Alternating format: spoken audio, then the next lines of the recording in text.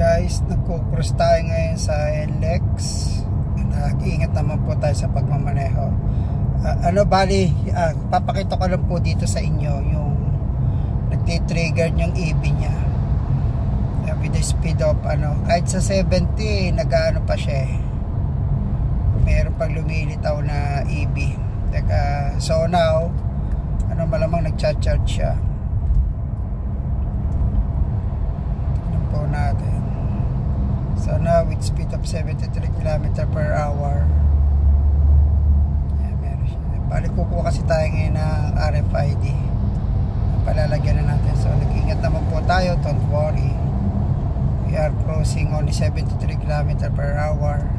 O yan. So nag-trigger na EB niya. Nasa may dulo. Ayun na doon.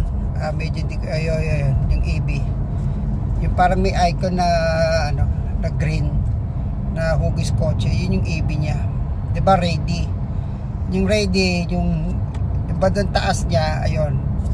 Yung icon na kotse, yung EB. So ngayon, na engage ngayon yung motor.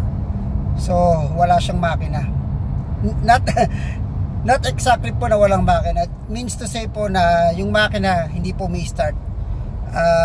Pure EB po siya. Yan, okay na wala po uli siya.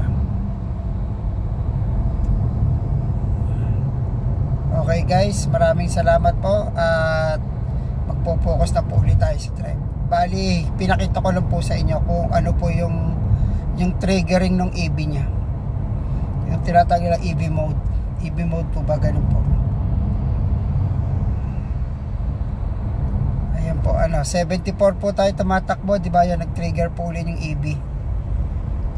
So, dahan-dahan na rin pong pumapanik yung kanyang yung kanyang mileage, yung kilometer per liter. Ayan, naka-EB po siya.